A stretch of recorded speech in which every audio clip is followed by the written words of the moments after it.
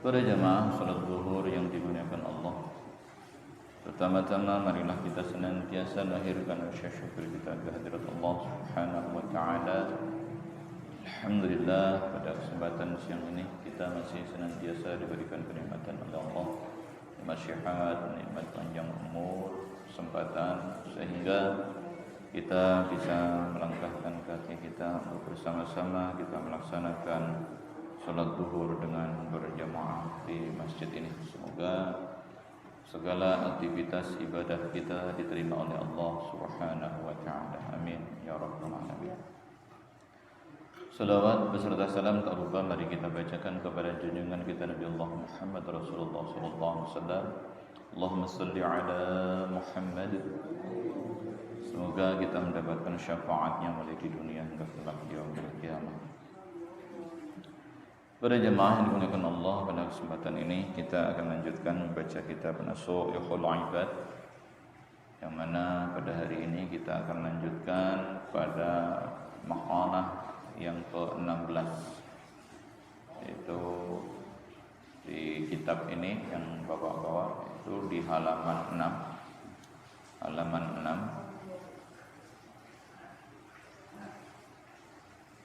baris ke-12 dari atas. Halaman 6 baris ke-12 dari atas, yaitu wal maqalatus sadisata asyarata.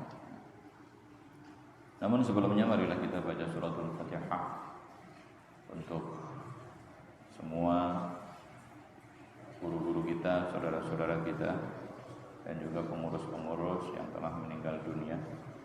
Wabil khusus pengarang kitab ini yaitu Ibnu Hajar Al-Asqalani, dan juga yang memberikan syarah kitab ini Imam Nawawi Al-Bantani. Semoga ini sebagai simpanan buat mereka, menjadi pahala yang senantiasa mengalir untuk keduanya, dan kita semuanya yang belajar semoga mendapatkan keberkahan daripada Allah Subhanahu wa taala. Al-Fatihah. A'udzubillahi minasyaitonir rajim. Bismillahirrahmanirrahim. Alhamdulillahirabbil alamin. Arrahmanir rahim. Maliki yaumiddin. Iyyaka na'budu wa iyyaka nasta'in. Ihdinas siratal mustaqim. Siratal ladzina an'amta 'alaihim ghairil maghdubi 'alaihim waladdallin. Bismillahirrahmanirrahim. Qala al-musannif rahimahullahu ta'ala wa nafa'ana bihi wa bi 'ulumihi fid dharain amin.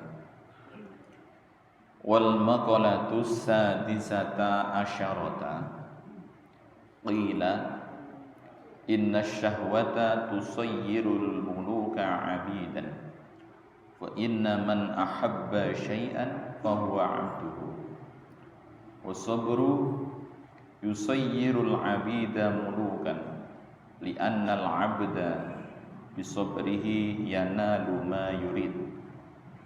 Ala tara ay ala yasiru 'ilmuka ila qissati sayyidina al-karim ibnil karim Yusuf as-Siddiq bin Ya'qub al-Sabur ibnu Ishaq al-Halim ibnu Ibrahim al-Khalil al-Awwahu alaihi wassalam wa Zulaikha fa innaha ahabbat sayyidina Yusufa nihayatal hub wa huwa yasbiru ala makariha wa adiyatiha.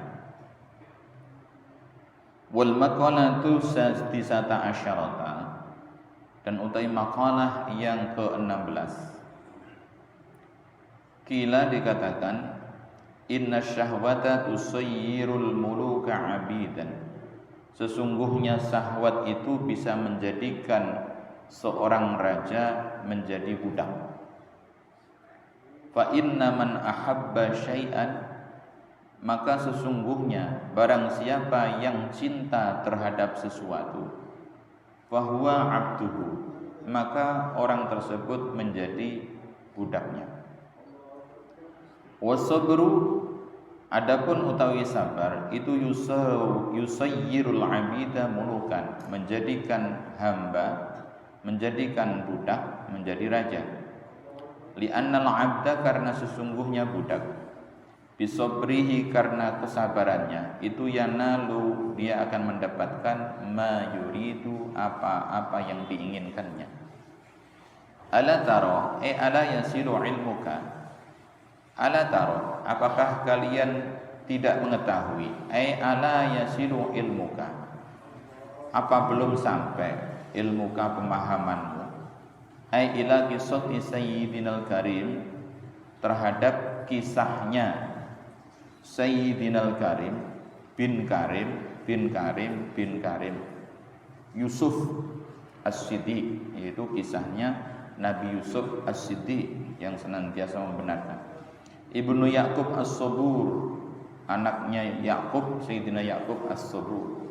Ibnu Ishaq Al-Halim, putranya Ishaq Al-Halim. Ibnul Karim, Ibnu Ibrahim Al-Khalil, itu putranya Nabi Ibrahim Al-Khalil. Al-Awwahu, yang banyak melakukan kebaikan-kebaikan, yang banyak diterima doanya, alaihimussalam. Semoga Allah Subhanahu wa taala senantiasa memberikan keselamatan kepada mereka. Itu kisahnya Nabi Yusuf wa Zulaikha, dan juga kisahnya Siti Zulaikha. Fa innaha, sesungguhnya Zulaikha itu ahabbat, cinta Sayyidina Yusufa kepada Sayyidina Yusuf nihayatul hubbi, itu cinta mati. Nihayatul hubbi maksudnya cintanya cinta banget gitu kan, cinta mati kan. Wa huwa, Nabi Yusuf itu yasbiru, sabar, ala makariha, atas tipu daya daripada Zulaikha, wa adiyatiha, dan atas disakiti oleh Zulaikha.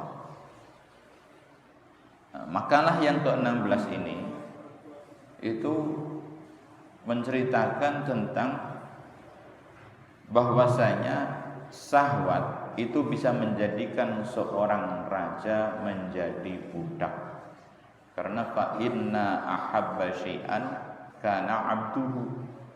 Barang siapa yang cinta terhadap sesuatu, maka orang itu akan menjadi budaknya. Jadi orang ketika mencintai sesuatu perkara, maka orang itu bisa dikatakan menjadi hambanya, menjadi budaknya.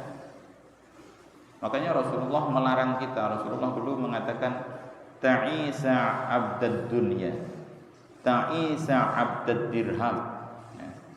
Celakalah bagi orang-orang, bagi penghamba-penghamba dunia. Celaka bagi penghamba-penghamba dirham.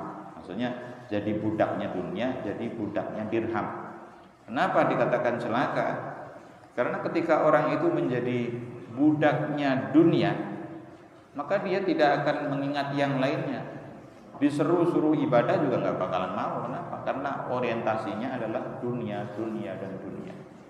Harta, yang dipikir harta, nggak ada niat untuk mendapatkan kemaslahatan akhirat, itu nggak ada. Nah, ini raja itu bisa dia menjadi budak gara-gara ngikutin syahwatnya, ngikutin cintanya. Makanya biasanya terjadi peperangan, satu kerajaan atau apa itu jadi peperangan itu gara-garanya wanita, ya kan? Kerajaan-kerajaan dulu kan begitu, rajanya rela sampai ke tengah hutan, nyamar. Kenapa? Kepingin mendapatkan cintanya si A. Nah, gitu. Kakak adik bisa berantem gara-gara wanita, gara-gara cinta. Seperti dulu ada serial apa? Kamandanu ya, Arya Kamandanu sama abangnya Arya Dwi Pangga, gara-gara Maisin, itu kan pacarnya Kamandanu. Nah, kemudian direbut sama abangnya Arya Dwi Pangga, akhirnya berantem, ya kan? Berantem, akhirnya abangnya perang sama adiknya, kecebur jurang. Begitu kecebur jurang, dikira udah mati. Ntar berapa tahun kemudian dia keluar menjadi penyair berdarah, gitu kan? Masih ingat nggak? Iya, maksudnya apa? Cinta. Jadi gara-gara cinta itu orang bisa menjadi buta, bisa menjadi budak. Makanya jangan kita budak jadi budaknya syahwat. Jangan sampai menjadi budaknya syahwat. Karena kalau kita cinta terhadap sesuatu kelewat batas, maka kita akan menjadi budak daripada apa yang kita cinta tersebut. Wasabru yusayyirul abida mulukan. Sabar itu bisa menjadikan seorang budak menjadi raja. Bisabrihi, karena sebab kesabarannya tersebut. Maka kemudian di sini Imam Nawawi mengisahkan daripada kisahnya Nabi Yusuf alaihissalam dengan Zulaikha. Bagaimana Nabi Yusuf alaihissalam ini diberikan kesabaran oleh Allah Subhanahu wa taala yang luar biasa. Ya. Jadi yang menimpa Nabi Yusuf itu luar biasa. Dia sabar ketika diuji dengan musibah. Kemudian sabar ketika menghadapi kemaksiatan. Dan juga sabar ketika menghadapi ketaatan kepada Allah Subhanahu wa taala. Nah, ini kisahnya panjang. Nabi Yusuf ini kisahnya itu satu judul surah yang khusus memuat kisah seseorang, itu adalah surah Yusuf. Kalau surah-surah yang lain, surah Ibrahim, surah Yunus, Hud, itu ada selingannya. Tapi begitu surah Yusuf itu dari awal sampai akhir itu khusus memuat kisahnya Nabi Yusuf dari kecil sampai dia menjadi raja. Oh, itu luar biasanya. Jadi kalau kita cerita itu lama. Jadi Nabi Yusuf ini itu akhirnya kan kemudian diangkat menjadi penguasa, menjadi perdana menteri gitu. Jadi Nabi Yusuf ini suatu ketika awalnya itu dia bermimpi. Idh qala Yusufu li abihi ya abati inni ra'aitu ahada asyara kawkaban wasyamsa wal qamara ra'aituhum li sajidin. Jadi Nabi Yusuf mimpi, wahai ayah, saya bermimpi semalam. Saya melihat ada 11 bintang. Kemudian matahari dan rembulan, berarti 13. Itu sujud kepada aku. 11 bintang ini adalah saudara-saudaranya. Kakaknya 10, adiknya 1, Bunyamin. Jadi 11. Nah, kemudian yang matahari dan rembulan itu adalah ayah dan ibunya. Maka kata ayahnya apa? Jangan engkau ceritakan kepada siapapun. Soalnya khawatirnya nanti akan ada yang berusaha untuk mencelakakan. Nah, ternyata benar. Saudara-saudaranya Yusuf ini yang 10 orang ini, mereka semuanya itu udah merasa cintanya ayahnya, kasih sayang ayahnya ini itu enggak adil. Mereka berembuk, ini ayah enggak adil. Masa yang disebut-sebut tiap hari yang ditanya Yusuf mulu, besok-besok lagi Yusuf.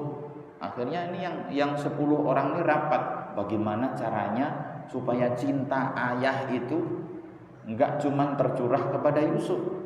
Akhirnya ada yang usul, bagaimana kalau kita bunuh saja? Terus ada yang bilang jangan. Ada yang mengusulkan, kalau gitu kita buang aja di danau. Kita buang di danau aja, kita buang di sumur. Nah, ini cocok. Akhirnya malam-malam 10 anaknya ini nyampaikan kepada ayahnya. Nyampaikan bukan membunuh, bukan, izin. Ayah, kami saudara-saudara semua ini besok mau ngangon kambing, gembala. Nah, kan kalau dulu Nabi itu semua pengembala. Mau menggembala ke hutan. Jadi kami izin supaya Yusuf boleh kami ajak beserta kami. Biar seneng nanti bisa main-main dengan kami. Apa kata ayah? Jangan. Saya khawatir. Ayah khawatir kalau itu Yusuf kamu bawa, dia kan masih kecil. Takutnya nanti dimakan serigala, bagaimana? Kata anaknya, enggak mungkin ayah. Kalau sampai Yusuf dimakan serigala ya kami rugi, orang itu saudara kami sendiri. Maka katanya akhirnya ayahnya walaupun berat akhirnya dikasih ikut. Begitu dia kasih ikut ternyata benar, emang niatnya tadi dijalankan.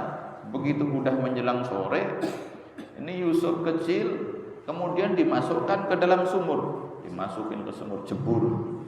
Setelah dimasukin ke sumur, maka bajunya Yusuf tadi yang dilepas itu kemudian dirobek-robek, kemudian ditumpahkanlah darah domba. Jadi dombanya dipotong satu, kemudian dioleskan ke bajunya Yusuf. Pulang mereka ngadu kepada ayahnya. Waja'u abahum isya'an yabkun. Maka mereka semuanya datang mengadu kepada ayahnya sambil menangis. Ayah, bagaimana ini? Tadi Yusuf begitu kami tinggal balapan lari. Nah, jadi 10 orang nih. Kami balapan lari di hutan ayah. Kemudian Yusuf kami tinggalkan di tempat dekat perbekalan. Tiba-tiba ada serigala yang menerkam Yusuf. Ini bajunya. Udah disobek-sobek. Maka ayahnya pun mengatakan, ini hanyalah tipu daya. Jadi ayahnya tetap nggak percaya. Sampai karena kesedihan ayahnya ini, ayahnya kemudian menjadi buta. Maka Yusuf yang di dalam sumur tadi kemudian ketika ada sayyarah, ya, para pedagang-pedagang yang lewat di sekitar sumur itu, biasa karena sumur itu untuk lewatan orang yang lewat. Begitu ada orang yang ngambil air menimba sumur, kok ditarik-tarik makin berat. Ternyata ada anak kecil, katanya, ya Busra, hada gulam. Wah, ini dapat kabar, dapat nikmat yang besar, dapat kesenangan yang luar biasa. Hada gulam, ini anak muda yang tampan. Akhirnya wasarahu bisamanin bakhshin darahim ma'dudat. Kemudian mereka menjual daripada Yusuf ini tadi, dijual dengan harga yang remeh, dengan harga yang murah. Bisamanin bakhshin, dengan harga yang murah, darahim ma'dudat, dengan beberapa dirham saja. Dibelilah, dijual, dibeli oleh seorang perdana menteri, Kitfirul Aziz, nggak salah namanya. Kemudian dirawat oleh perdana menteri tersebut, dibesarkan oleh istrinya yang bernama Zulaikha. Nah, itu hari berganti hari, bulan berganti bulan, tahun berganti tahun. Ini Yusuf ini tumbuh dewasa dengan wajah yang sangat tampan. Akhirnya sang ibu angkat Zulaikha ini pun jatuh cinta ceritanya. Jadi jatuh cinta sama anak angkat sendiri. Lah bagaimana Zulaikha ini istri perdana menteri, cantik, bahenol, denok deplong. Suaminya dikatakan kalau di dalam tafsir itu gabuk. Maksudnya itunya itu nggak bisa nggak bisa bangun gitu. Jadi perdana menteri ini ya istilahnya duit banyak, mau nyari istri kayak apa juga bisa kan gitu. Cuman nggak bisa bangun. Nafkah dohirnya dapet, mau apa aja dikasih. Pengen Jaguar kasih, pengen Lamborghini kasih, ya Robicon ya gitu. Tapi nafkah batin nggak dapet. Lah bagaimana orang namanya perempuan itu kan dikasih oleh Allah Subhanahu wa taala, syahwatnya besar. Syahwat perempuan itu besar, cuman dia diberikan rasa malu oleh Allah yang luar biasa. Jadi 10:1. Kalau laki itu rasa malunya 1, perempuan 10. Itu. Nah, akhirnya begitu udah besar, udah ini, Zulaikha pun tertarik, kepingin melakukan dengan anak angkatnya. Bagaimana caranya nih? Maka warawatul ladzi huwa fi baitiha an nafsihi wa ghallaqatil abwaba wa qalat haytalak. Warawatul ladzi huwa fi baitiha an nafsihi. Maka dirayu. Jadi perempuan yang ada di rumah itu, warawatul ladzi huwa fi baitiha. Jadi perempuan yang berada di rumah itu merayu an nafsihi, merayu daripada Nabi Yusuf.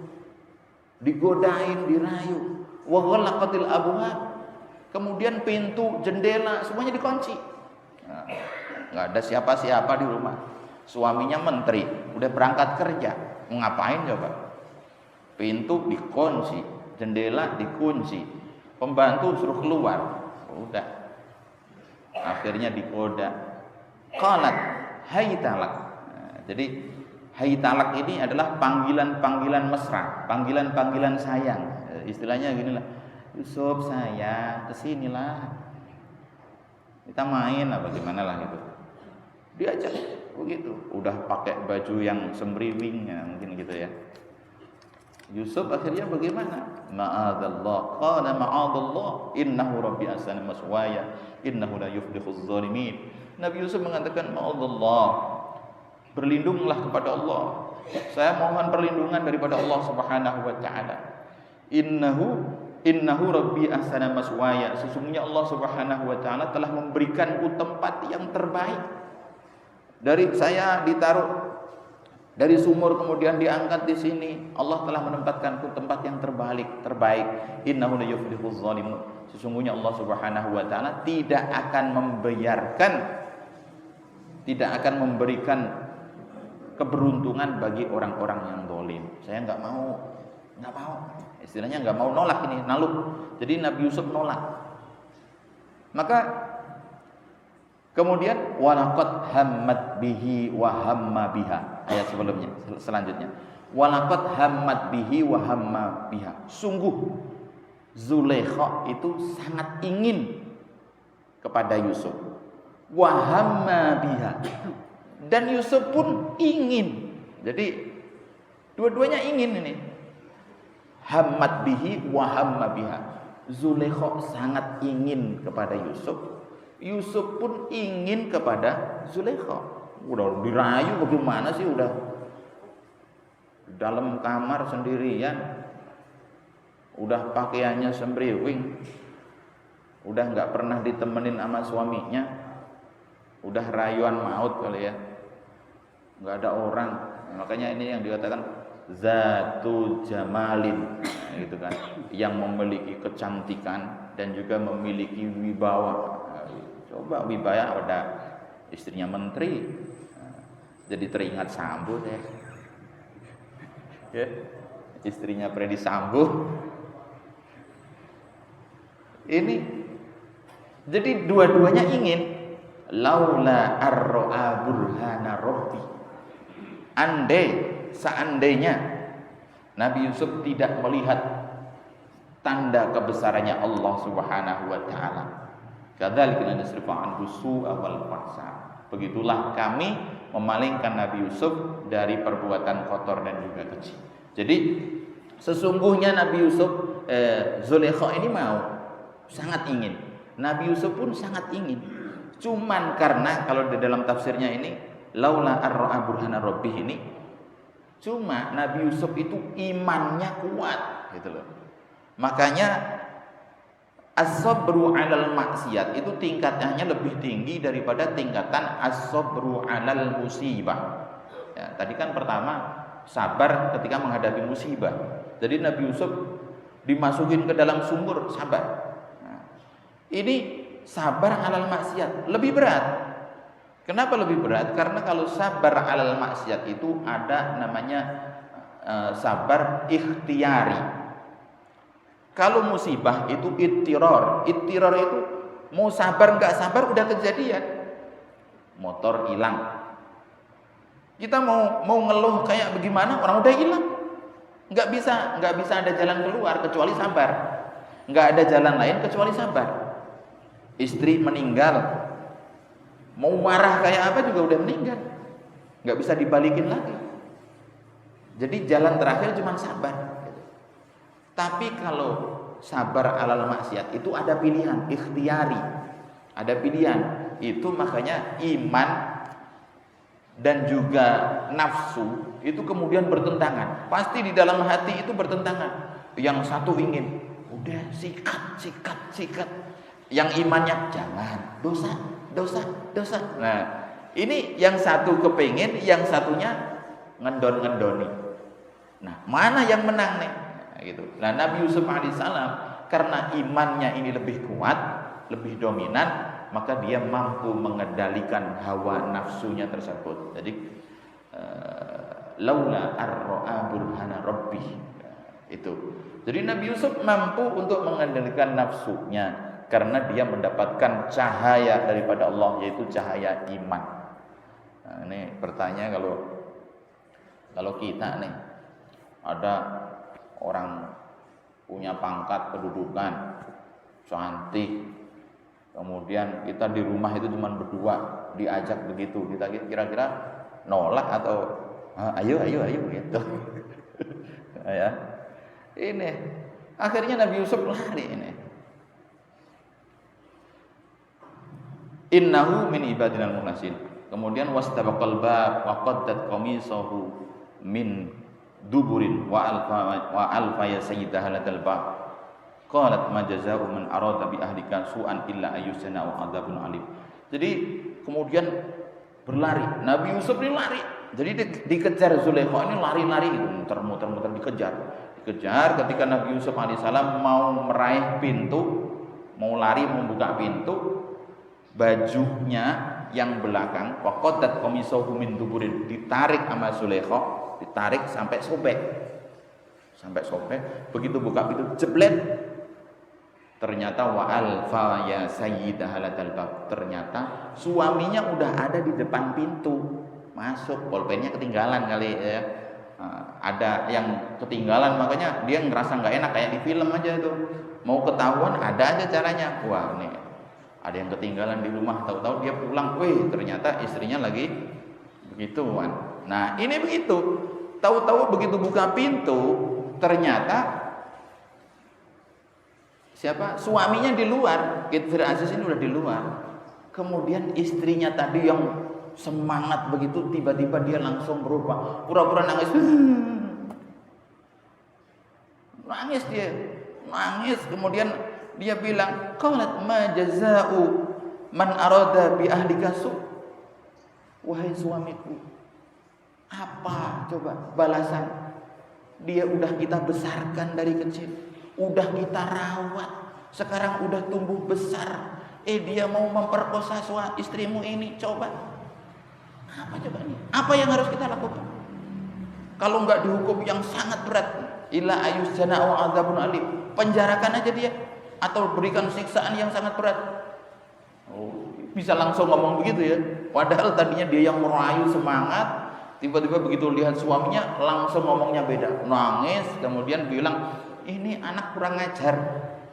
Udah dirawat sampai besar, sekarang malah mau memperkosa istrimu.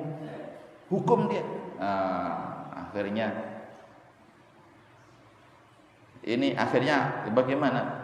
Yusuf pun berkata, qala hiya rawadatni an nafsi. Dia yang menggoda saya, wahai Tuhan. Saya udah nolak, saya udah lari-lari, dikejar-kejar. Dia yang goda saya, bukan saya. Wa syahida syahidu min aliha in kana qamisu qutta min qabulin fasaddaqat wa huwa minal kadzibin. Maka kemudian ada yang bersaksi. Jadi min ahliha, di situ ada anak kecil, ya mungkin anaknya tetangga atau dia ngambil anak, orang namanya enggak ada ini kan. Ada anak kecil yang lagi di ayunan. Anak itu bisa ngomong. Anak ini menjadi saksi. In kana qamisuhu qutta min qubulin fasaddaqat wa huwa minal kadzibin wa in kana qamisuhu qutta min duburin fakadzabat wa huwa minas shadiqin. Tuhan, lihat aja, andai yang sobek itu bajunya Yusuf, itu celana depannya, baju depannya yang sobek, berarti istrimu benar, Yusuf salah. Tapi kalau yang sobek itu bagian pantatnya, maka Yusuf benar, istrimu yang salah. Nah, kan kalau orang yang kepengen berarti kan yang sobek depan. Tapi yang kepengen orang lain berarti kan mau kejar-kejaran, yang sobek belakang. Akhirnya diteliti, dilihat sama Perdana Menteri itu, dilihat setelah dilihat ternyata yang sobek bagian belakang. Maka akhirnya suaminya pun berkata,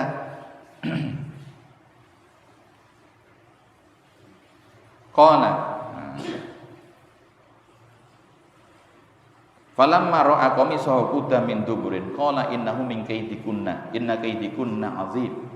Maka ketika suaminya tadi melihat ternyata yang sobek bagian belakangnya bajunya Yusuf, maka suaminya pun berkata, ini kamu yang salah, ini kamu yang salah, kamu telah melakukan tipu daya yang besar, kamu telah berbohong, maka minta maaf.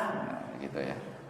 Maka Yusuf a'rid an hadza. Kemudian Perdana Menteri tadi bilang, Yusuf, tolong ya, ini di stop, jangan sampai kedengar keluar, nanti malu. Ini bagaimanapun kan kami telah membesarkanmu, ya dirayu lah, ya. Terus dia punya pangkat juga, udah tolong cukup sampai di sini aja, jangan dibesar-besarkan. Dan kamu istriku minta maaf, wastaghfiri lidzambik innaki kunti minal khotiin. Kamu minta maaf pada Yusuf, kamu yang salah. Akhirnya gitu. Jadi cukup. Mungkin kalau yang salah orang lain itu dipenjarain, tapi ini karena yang salah istrinya, udah cukup di stop ya, jangan sampai melebar kemana-mana. Udah berita ini malu kalau sampai terdengar di luar. Akhirnya begitulah. Tapi namanya bangkai, biarpun disimpan juga bakal kecium juga. Udah simpen nih. Akhirnya sekota Mesir rame. Ternyata, malu-maluin aja. Masa itu istrinya Perdana Menteri godain anak angkatnya. Jijik deh. Malu, nggak lepel. Perdana Menteri gitu, emang nggak ada cowok yang lebih cakep dari dia yang punya duit. Masa itu anak angkat digitui. Akhirnya terdengar itu suara itu ke istrinya Kifir Aziz tadi. Dikumpulin lah ibu-ibu. Jadi ibu-ibu itu se-Mesir itu dikumpulin, istilahnya sekecamatan Setiabudi, karena rame majelis taklim pada ngomongin dia mulu. Makanya dikumpulin ibu-ibu. Udah sini semua. Begitu masuk ke rumahnya, ayo duduk, anggap aja rumah sendiri, dikasih tempat yang bagus, dikasih pisau sama utrujah. Utrujahnya semacam buah yang bisa dikupas. Nah, ini satu buah sama pisau. Silahkan ya dikupas masing-masing, dikupas. Begitu dikupas, Yusuf, ukhruji. Yusuf keluar. Maka Yusuf keluar, disuruh berpose seperti apa tuh? Ini suruh jalan di depan ibu-ibu. Begitu jalan di depan ibu-ibu, maka falamma ra'aynahu akbarnahu wa qatta'na aydiyahunna wa qulna hasalillahi ma hadza bashara in hadza illa malakun karim. Nabi Yusuf lewat di depan ibu-ibu tadi yang lagi ngupas mangga. Nabi Yusuf keluar lewat, maka falamma ra'aynahu akbarnahu. Begitu ibu-ibu melihat Yusuf jalan, maka mereka luar biasa. Ini bukan manusia ini. Tanya. Hasanillah. Wah, luar biasa nih. Masya Allah. Ini mah bukan manusia. Ini malaikat yang mulia. Sambil ngiler tes. Ini tangannya yang dipotong. Bukan lagi mangganya yang dipotong, tapi tangannya dipotong-potong. Saking gantengnya Nabi Yusuf, mereka bisa terhipnotis. Tangannya dipotong-potong, nggak berasa. Itu. Kemudian Nabi Yusuf suruh masuk lagi. Begitu masuk lagi, Bu, lihat tuh yang dipotong apa? Tangannya. Nah, akhirnya dia mencari pembenaran. Bu, wahai ibu-ibu semua, bagaimana tadi ibu melihat Yusuf? Luar biasa. Itu bukan manusia itu. Orang kok segitu gantengnya. Nah, ibu baru sekali ngelihat aja tangan dipotong nggak berasa. Ibu sekali ngelihat ngiler netes nggak berasa. Coba ibu pikirkan, saya dari kecil bersama dia, apa salah kalau saya menginginkan untuk begitu sama Yusuf? Ayo jawab. Akhirnya ibu-ibu, iya benar. Nah, cari pembenaran. Jadi dibangun opini. Salah bisa jadi benar. Ya. Cari justifikasi, cari pembenaran.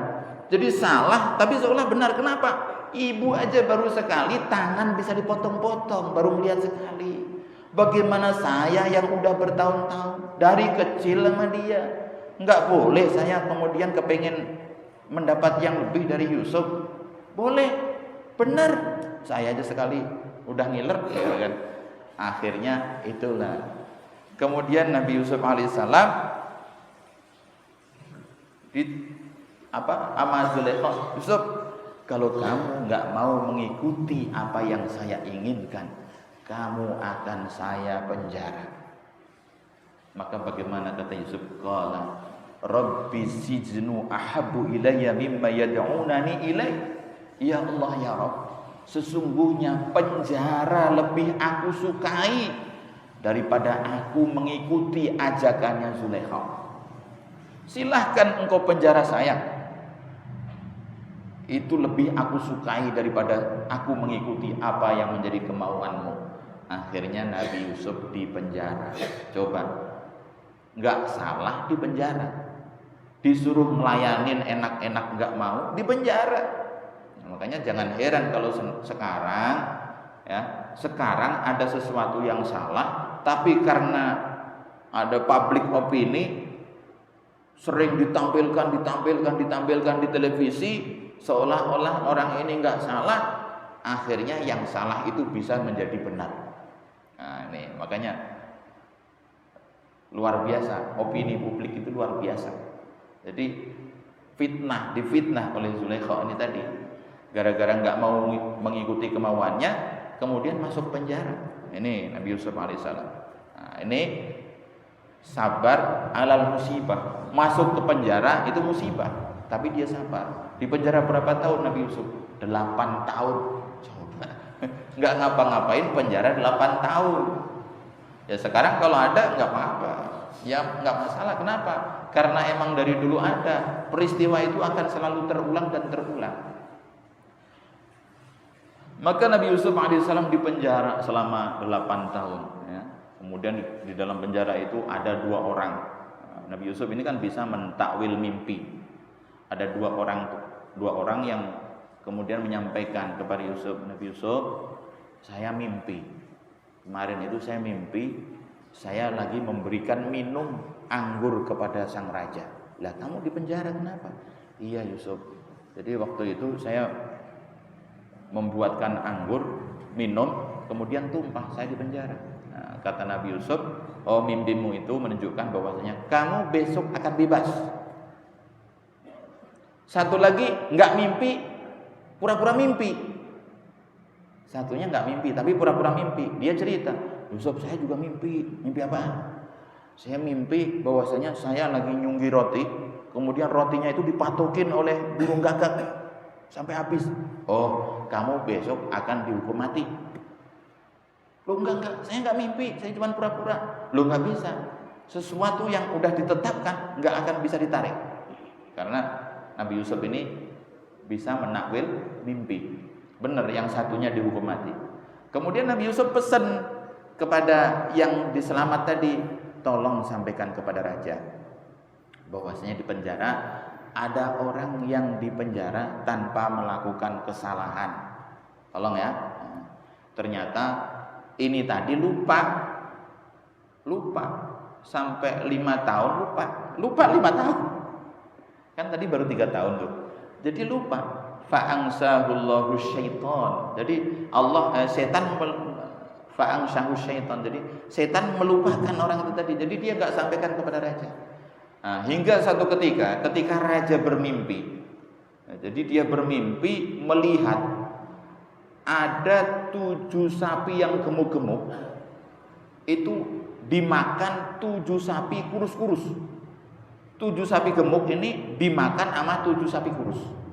Dan melihat 7 tangkai padi yang hijau-hijau, kemudian di sampingnya ada 7 tangkai padi yang kering yang gak ada buahnya.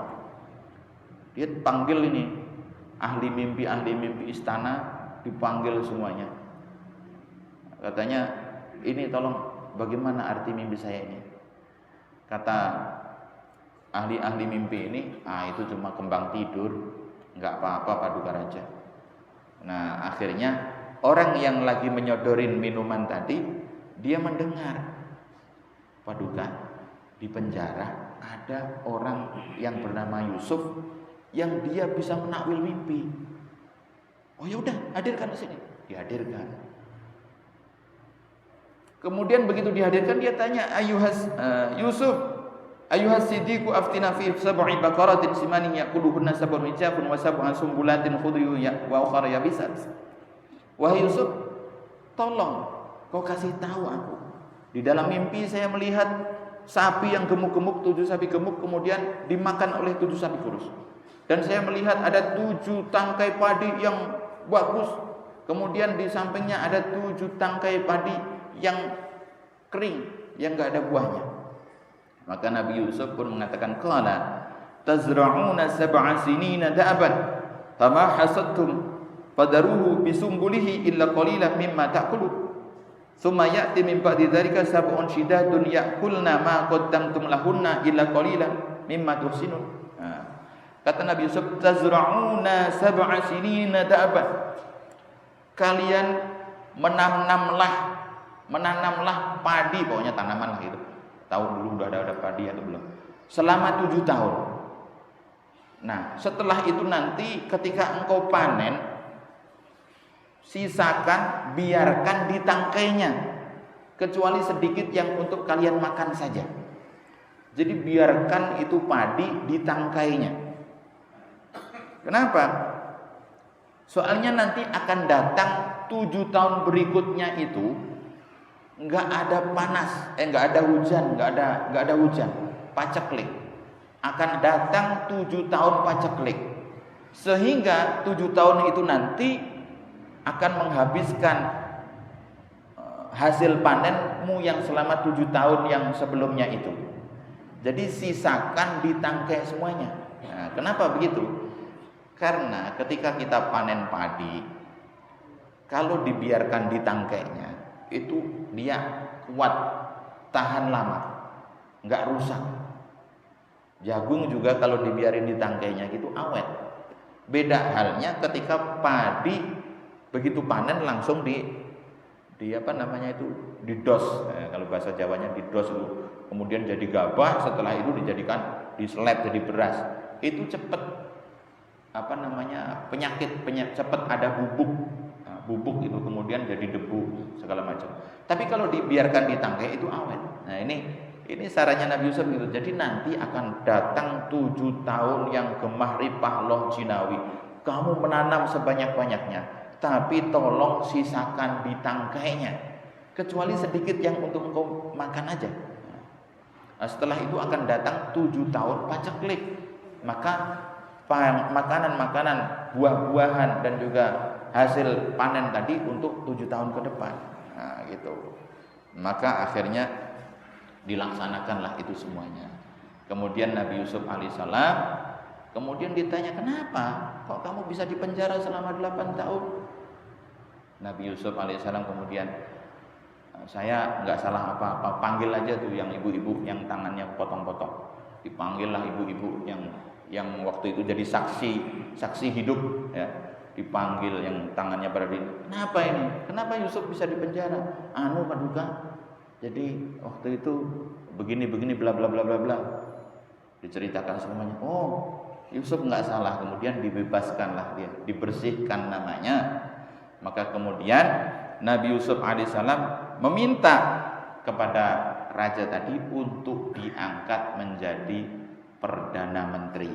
Nah, kalau dalam hadis kan, jangan engkau pilih orang yang minta dipilih kan gitu ya. Jangan memilih pemimpin yang minta dipilih. Tapi ada juga kalau minta dipilih tapi dia punya kapasitas nggak masalah. Ini kan contohnya ada di dalam Quran. Qala ij'alni ala khazainil ard inni hafizun alim. Wahai paduka, jadikanlah aku sebagai menteri bumi, khazainil ard, penjaga ya menteri pertanian lah.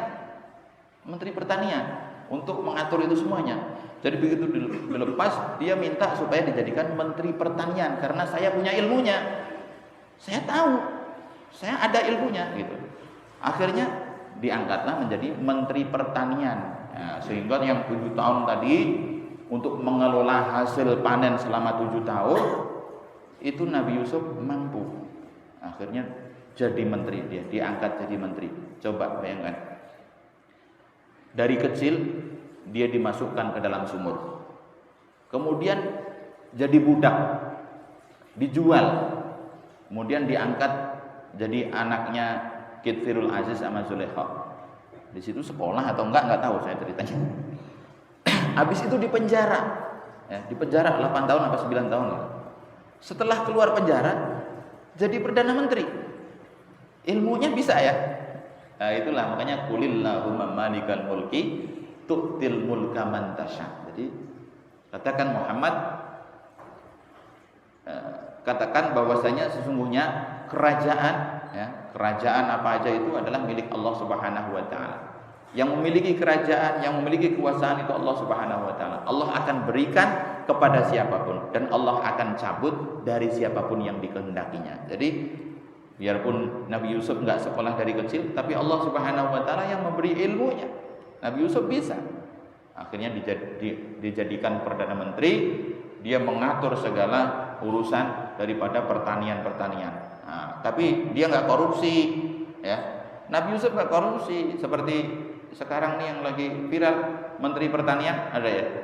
Ya Pak, Yassin Limpo. Itu kan menteri pertanian juga.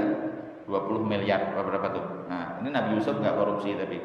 Nah, itu kemudian pas paceklik bertahun-tahun itulah kemudian ayahnya mengirimkan anak-anaknya tadi untuk membeli makanan ke Mesir.